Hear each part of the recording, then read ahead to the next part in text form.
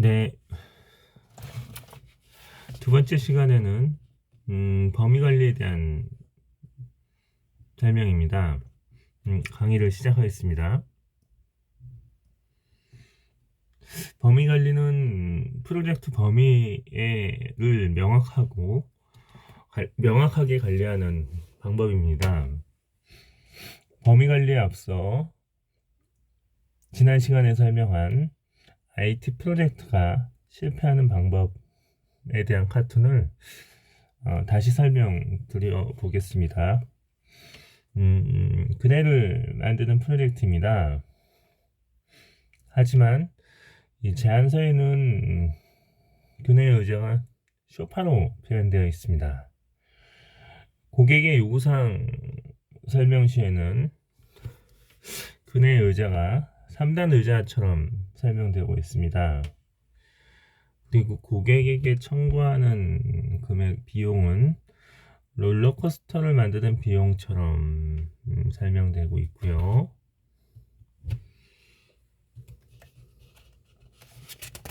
프로젝트 관리자를 진행하는 PM은 프로젝트 요구사항을 근해이긴 한데 나무 중간에서 흔들리지 못하게 정의를 하고 있습니다.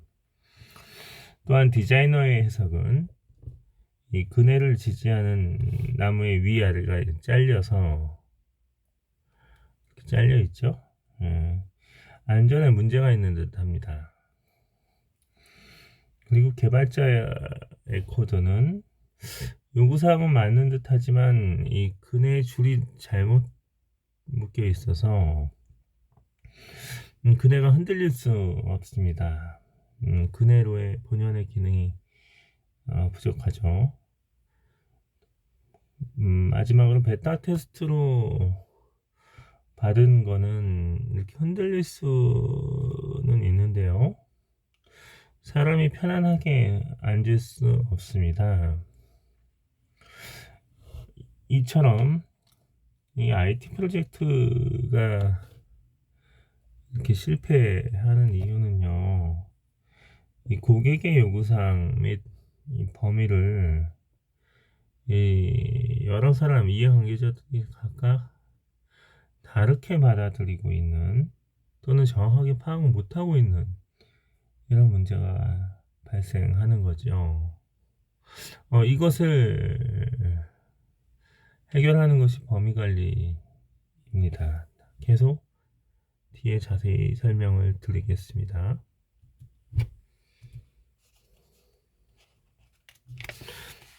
프로젝트의 범위관리의 중요성입니다.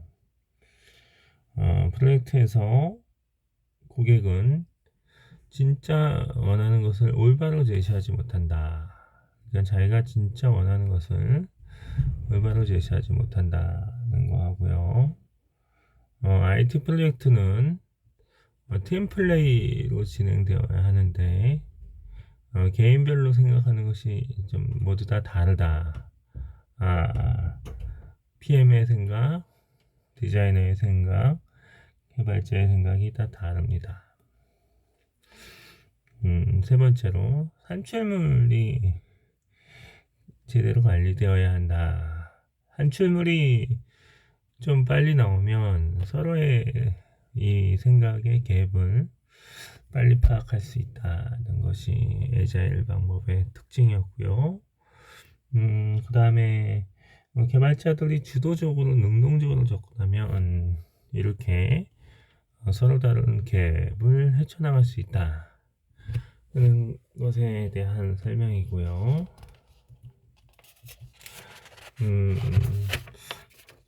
또 다른 관점에서는 고객 프로젝트 범위 관리의 중요성을 또 한번 살펴보겠습니다. 프로젝트 팀에서는 고객의 요구사항을 잘 못 이해한다.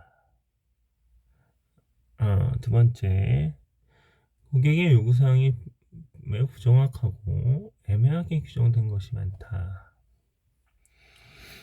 또한 세 번째는 고객의 요구가 변한다. 네 번째는 여러 이해관계자들이 다양하고 상충되는 요구가 많다는 거죠.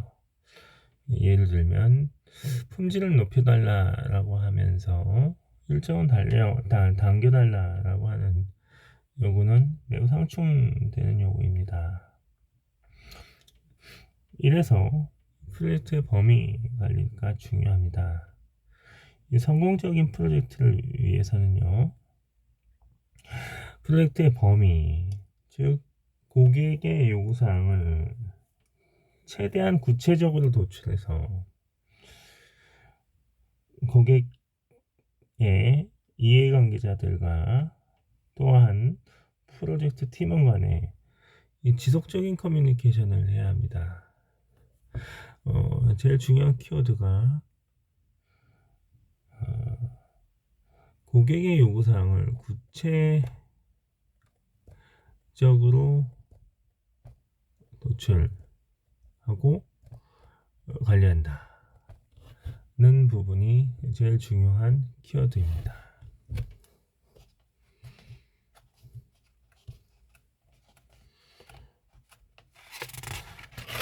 다음은 프로젝트 범위 관리를 위해서 고객의 요구사항을 수집합니다. 프로젝트의 목적 달성을 위해서요, 이해관계자 요구사항을 결정하고 문서화 관리합니다.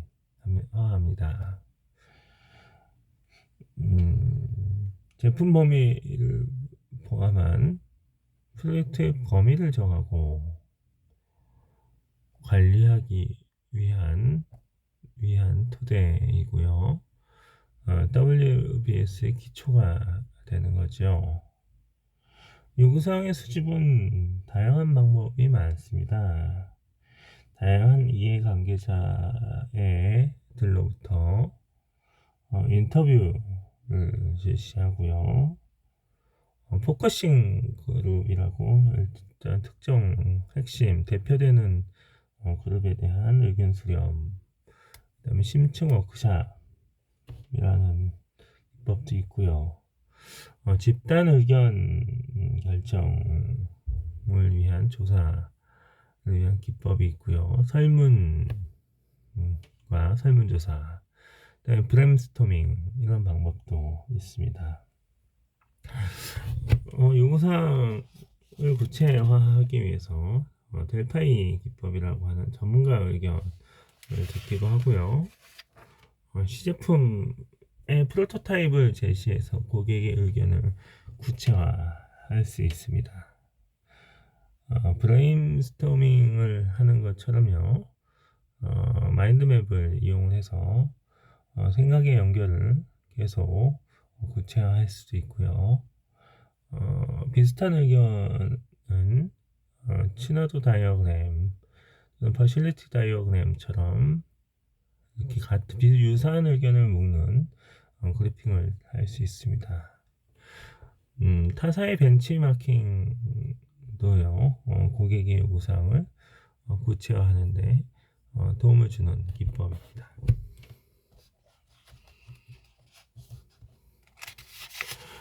요구사항 의견을 취합하기 위해서요, 타겟을 정하는 방법으로는 전에 이야기했지만 인터뷰나 관찰이나 전문가 의견을 들을 수가 있고요.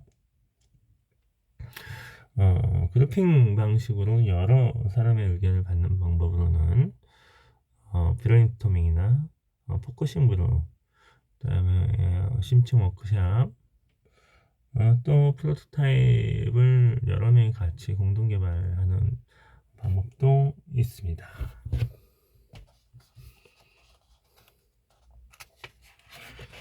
네. 이해관계자들의 요구를 정리하는 거는요, 다양한 요구사항을 구체화할 수 있습니다. 이 첫 번째 예는요, 첫 번째 시간에 실습 예제로 다룬 저의 유튜브에 원격 강의를 실시하는 프로젝트에 대한 요구 문서를 예를 들었습니다. 이해관계자 김땡땡 교수님은요, 저한테 2022년 12월 2주차까지 매주 원격 강의를 실시해달라라는 요청이 있었고요. 이거는 제가 판단했을 때 우선순위는 없고요. 인수 기준이 날짜가 명확하게 있죠. 2022년 2주차까지 뭐 이런 것도 있을 수 있죠. 매주 이렇게 있을 수 있고, 이거는 고객의 요구사항으로 받아들이겠다. 학생들은 뭐 저하고 이제 그 오리엔테이션 실시했을 때 매주 강의를 실시해주고, 녹화든 실강이든 뭐 상관없다 라고 요청을 했습니다.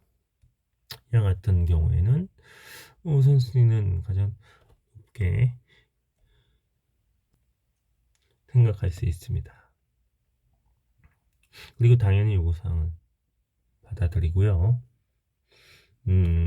이해관계자 또 우리 조교님은 문화대 사이버 강의실의 연계가 좀 더 원활한 유튜브에 강의를 올려주면 어떻겠냐라고 요구사항을 인터뷰한 적이 있습니다.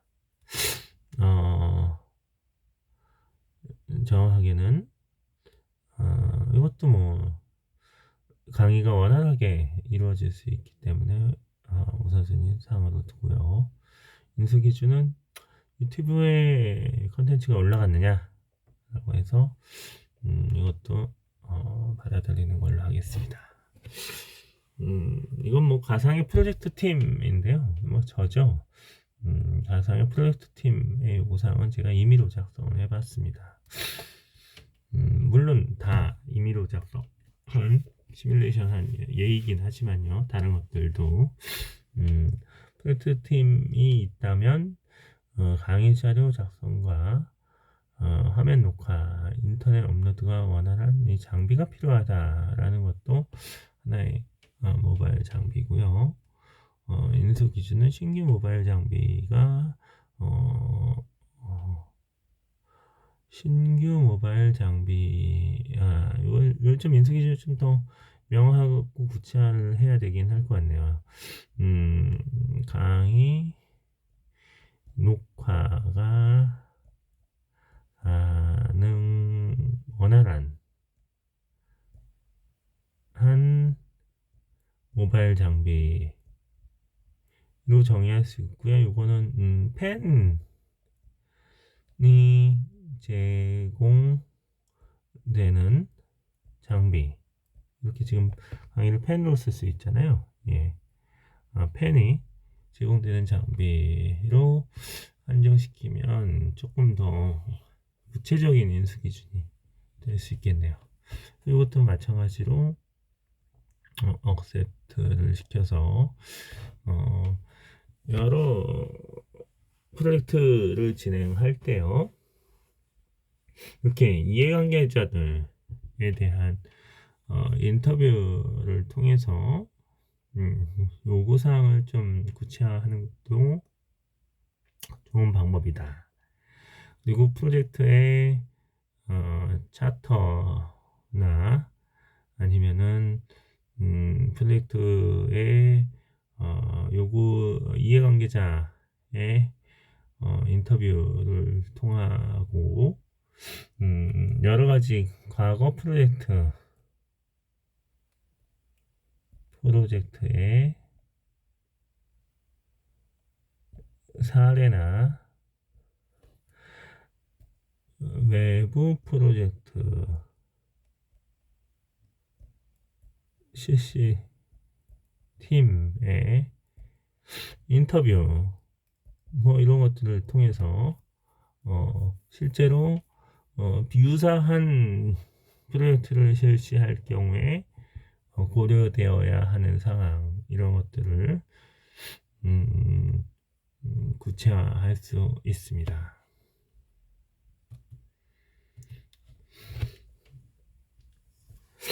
다음은 요구사항 추정 매트릭스입니다. 요거는 추정 매트릭스라고 하는 거는요, 이 요구사항 정의서를 기반으로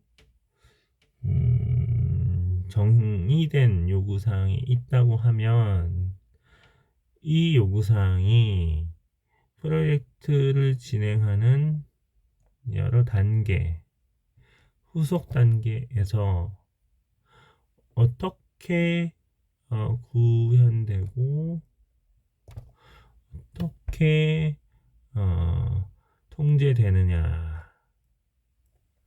것에 대한 추적을 실시하는 것입니다.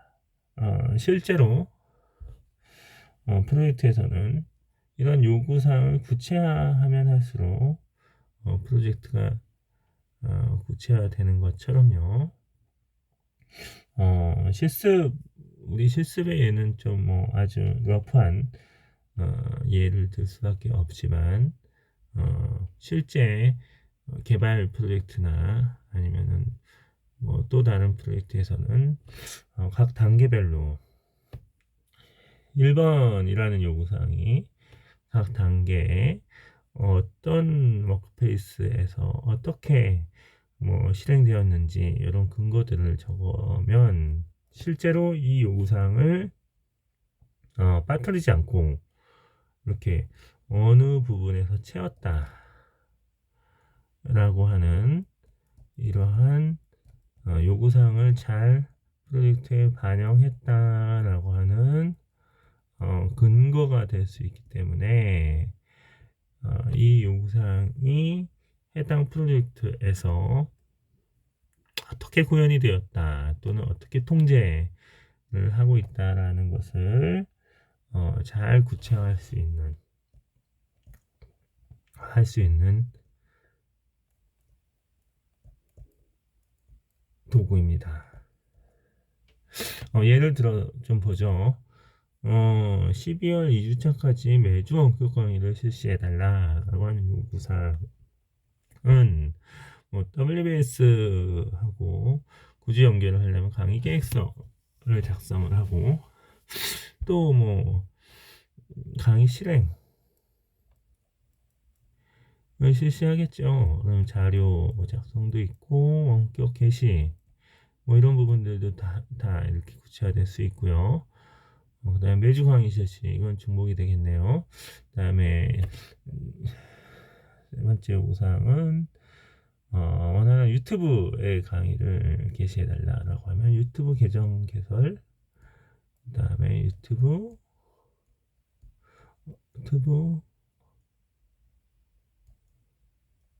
업로드 이런 WBS가 연결된 WBS가 생길 거고요.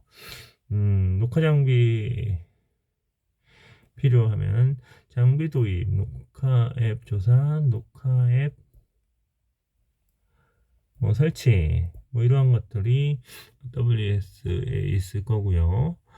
실제로 설계 단계에서는 강의 계획서가 어떻게 어느 워크페이스 기준으로 실행했다 이런 것들을 모두 추적해서 관리 및 구체화 하는 것을 요구사항 추정 매트릭스라고 설명할 수 있겠습니다.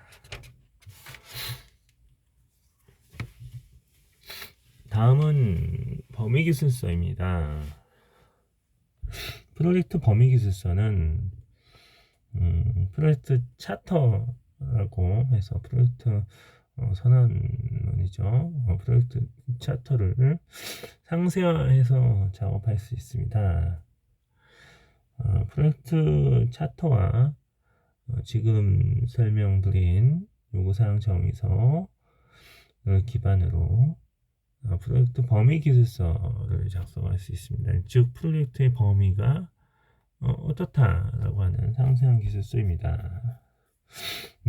프로젝트의 범위를 상세하게 설명할 수가 있고요.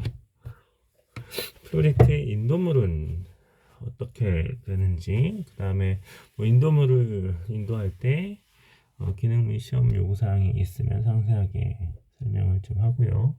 그 외에 인수 기준은 어떤지, 그 다음에 프로젝트 차트에서 한번 설명했죠. 제약사항이라는 것이, 제약사항이라는 것은 프로젝트 수행 단계 중에서 필수적으로 수락되어야 하는 조건이나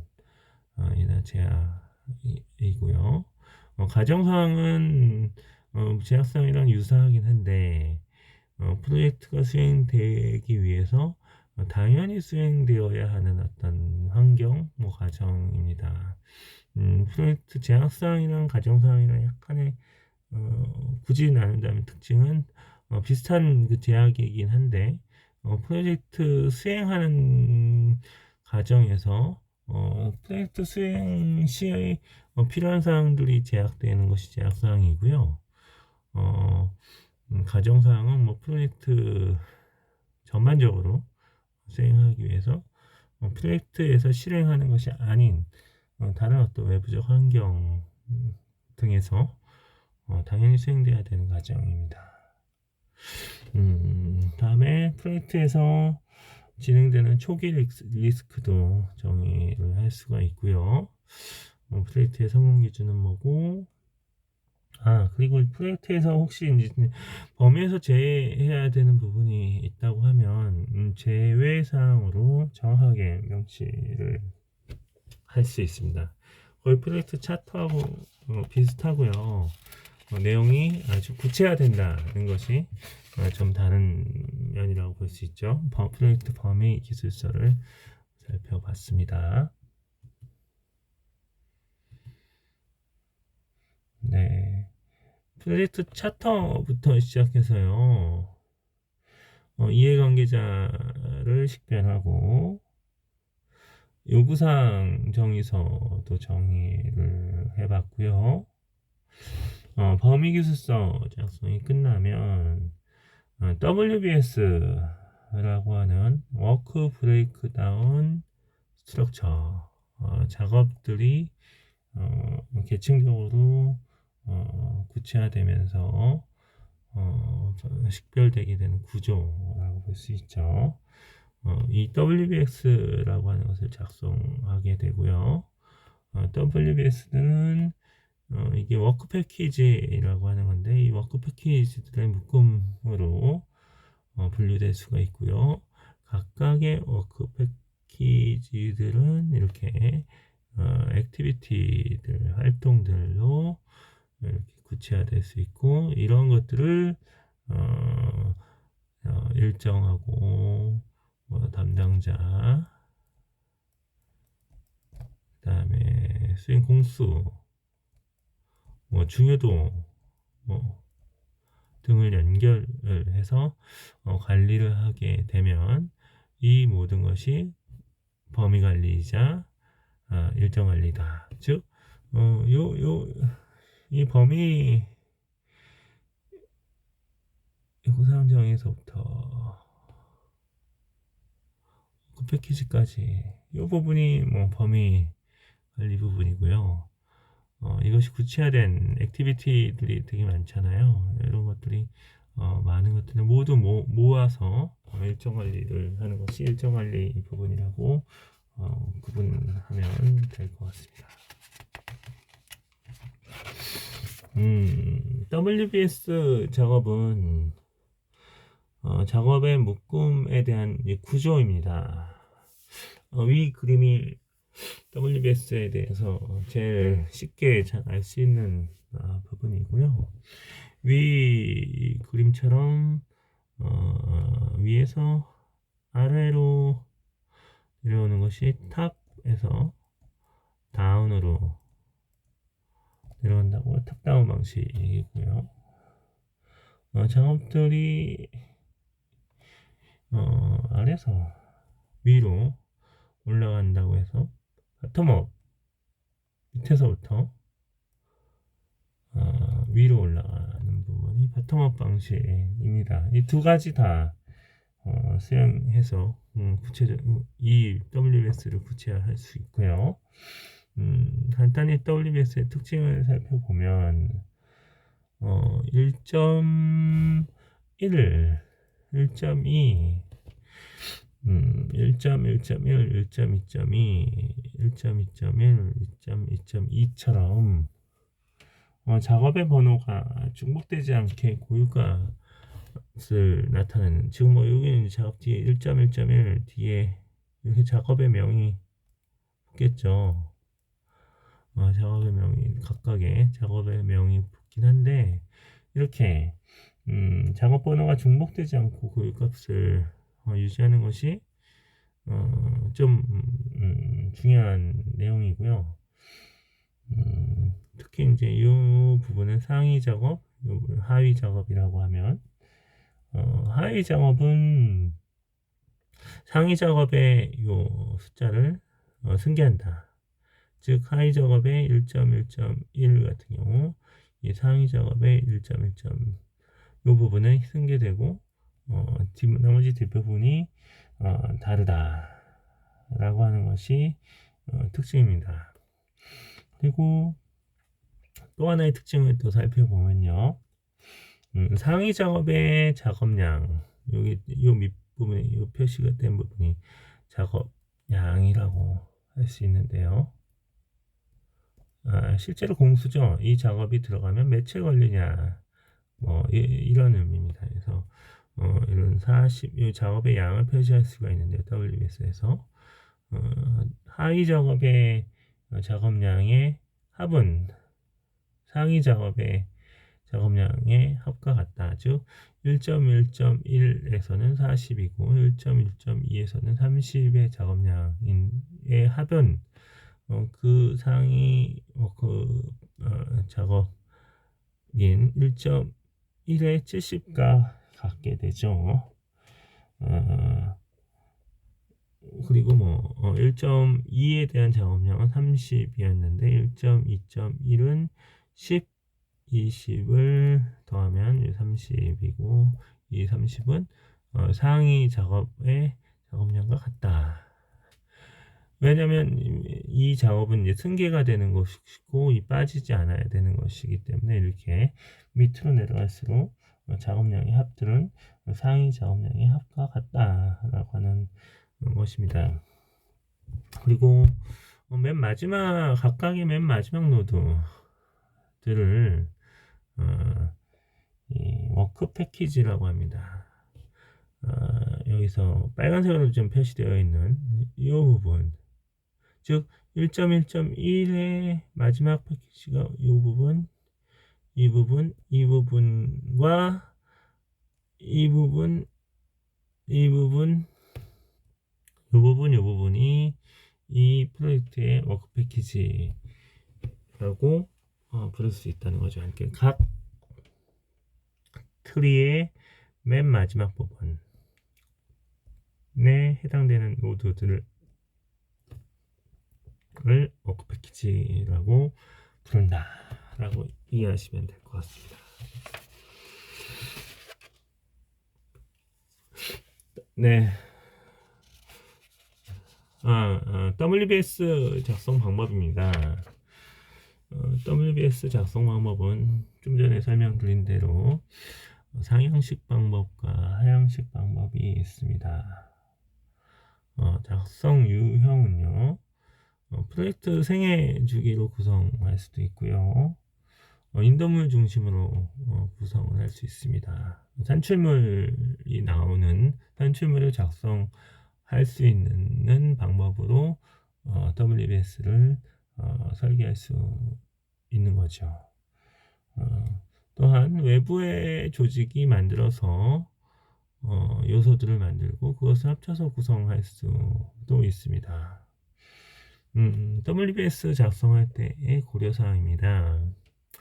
하위 WBS 혹은 워크 패키지를 합하면 상위 WBS의 요소의 작업량이 되어야 된다는 거고요. 또한 너무 상세한 분할은 과도한 관리를 위반할 수 있다라고 하는 것이 특징이고요. 프로젝트 초기에는 명확하지 않을 수 있는 업무는 추후에 명확해지면은 분할해도 되는 방법입니다.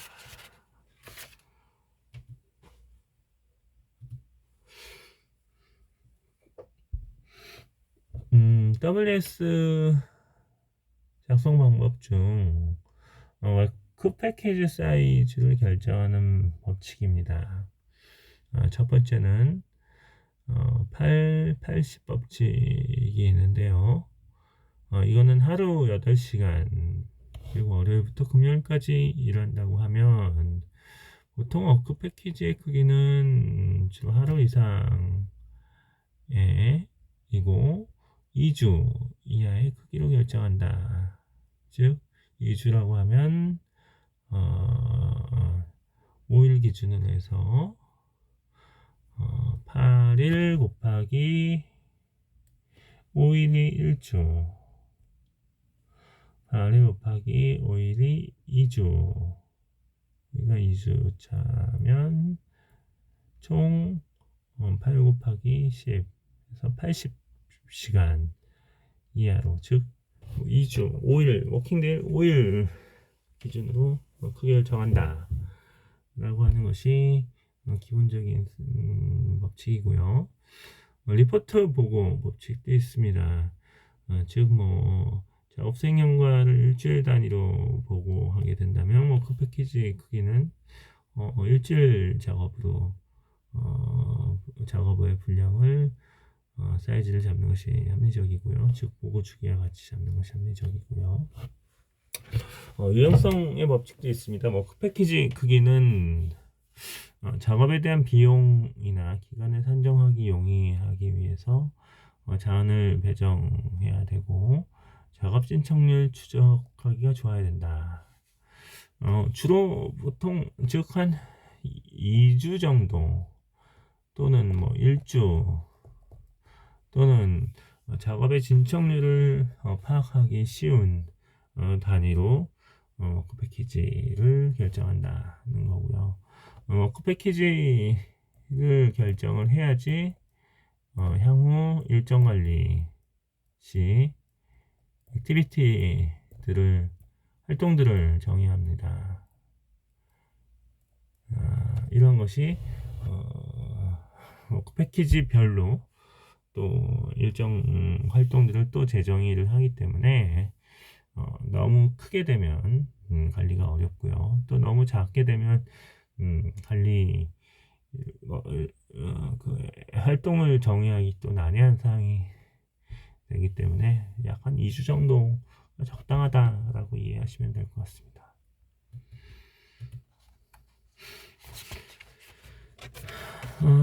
롤링 웨이브 플래닝이라는 용어가 있습니다. 이 WBS 작성을 할 때 필요성, WBS의 필요성에 대한 용어인데요. 규모가 큰 프로젝트에서 분할은 한 번에 모든 프로젝트의 작업 인도물로 세분화하기가 어렵다. 즉 분할을 여러 번 반복하면서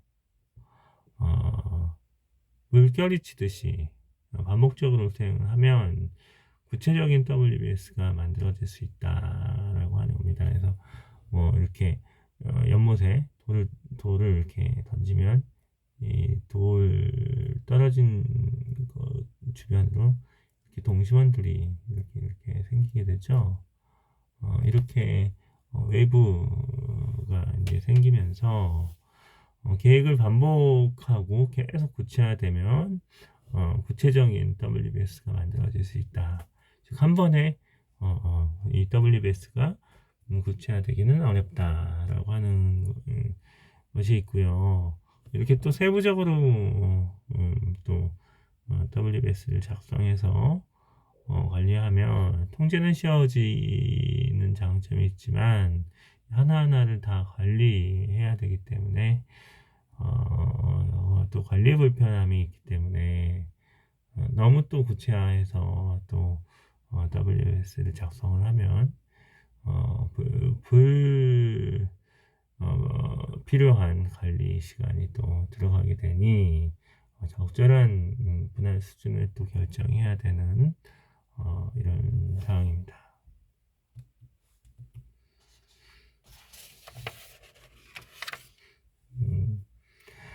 WBS 작성하기 실습입니다. 주로 뭐 WBS가 이제 그 생성이 되면요, 이렇게 그 담당자 심벌을 했고요. 그다음에 이 기간과 중요도를 선정해서 해당 그 작업에 대한 담당자와 실시 기간을 매핑 시켜야 된다라고 하는 차원입니다.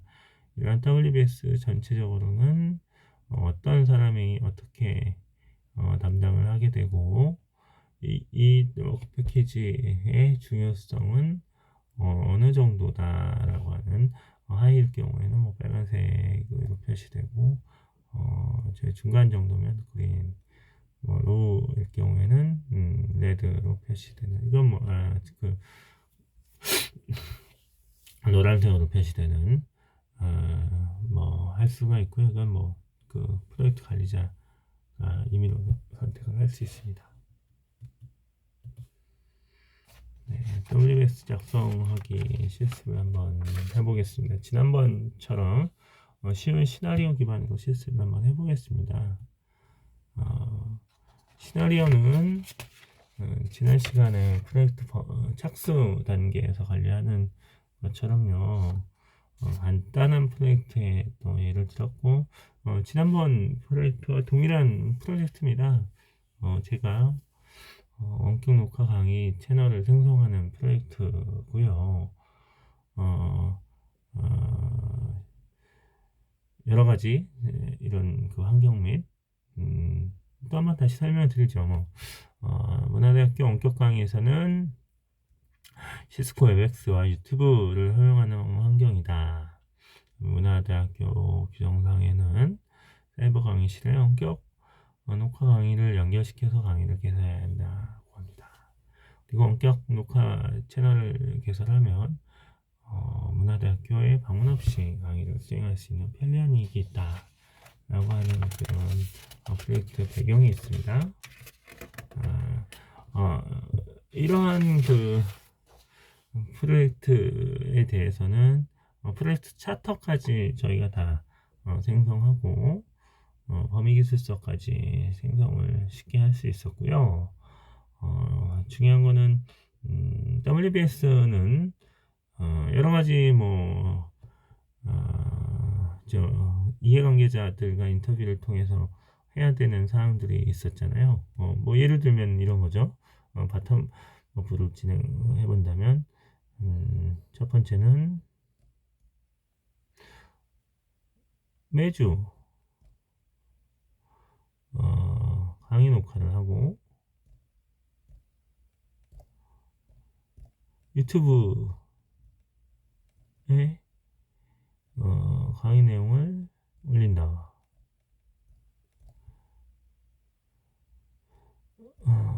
녹화 장비를 구매하고 녹화 장비와 관련된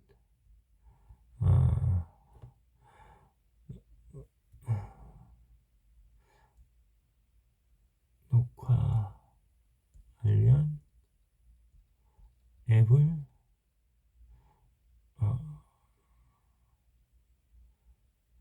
이용한다. 뭐 여러 가지 이 작업에 대한 워크 작업들이 리스트업이 될 수가 있고요. 이런 것들을 하위로 이렇게 좀 더 작업을 구체화할 수 있는 것들을 WBS라고 할 수가 있고요. 이런 것에 대해서 작업에 대한 담당자를 지정하고 작업 기간은 어느 정도 걸리는지까지 이렇게 연결시킬 수 있습니다.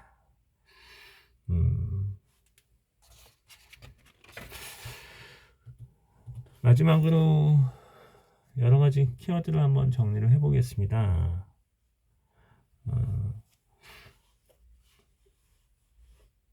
프로젝트 범위 관리에 대해서 이번 시간에 설명을 드렸고요. 프로젝트 범위 관리는 프로젝트 계획 수립의 시작이다. 두 번째, 고객 이해 관계자들의 요구사항을 정확하게 파악해야 된다. 세 번째는요, 범위 변경은 불가능하지만 체계적으로 관리와 통제가 필요하다. 이 범위 자체를 변경하는 것은 불가피하면 변경을 최소화해야 되고요. 이것을 꼭 바꿔야 된다고 하면 체계적인 관리와 통제가 필요하다라고 하는 의미입니다. 그리고 범위 관리를 위해서 담당자 인터뷰, 전문가 의견 수렴 등 다양한 도구와 기법을 사용할 수가 있다라고 설명을 좀 드렸습니다. 네, 마지막 키워드입니다. 이 범위 관리에서도 WBS에 대해서 설명을 좀 드렸고요. WBS 작성은 일의 분할을 통해서 일정과 시간을 신뢰성 있게 산출하고 일을 관리하는 기법으로 프로젝트 범위 관리에 아주 중요한 사항입니다. 프로젝트의 범위와 인도물을 더 작게 관리하기 위해서 쉬운 요소로 계속 세분화하는 것을 분할이라고 하고요. WBS는 작업 및 인도물이 원가를 추정 또는 기간 산정이 가능한 수준까지 분할하는 것이 좋은데 이 작업이 너무 분할이 되면 관리를 해야 될 것이 많기 때문에 적정한 수준까지 분할하는 것이 좋다라고 했습니다. 워크 패키지의 수준은 프로젝트의 규모와 복잡성에 따라 다른데요. 인도물 기준으로 큰 규모에서는 5, 6단계까지 워크 브레이크다운이 내려가고요. 작은 규모에서는 두세 단계로 마무리가 돼서 그 이후에는 일정 관리 프로세스로 넘어갈 수 있습니다. 그래서 이 얼마나 많은 사람들이 또 작업을 하느냐에 따라서 워크 패키지의 수준은 다 달라질 수 있습니다. 그래서 WBS는요, 업무 전체를 나타낼 수도 프로젝트를 수행할 때 업무 전체를 나타내고 중복 업무를 구별을 할 수 있어서 업무의 우선순위를 표시해서 또 집중할 수 있는 도구입니다. 네, 여기까지 프로젝트 범위 관리에 대해서 설명을 드렸고요. 프로젝트에서 되게 중요한 WBS까지 설명을 드렸습니다. 네, 이상 두 번째 강의를 마치겠습니다.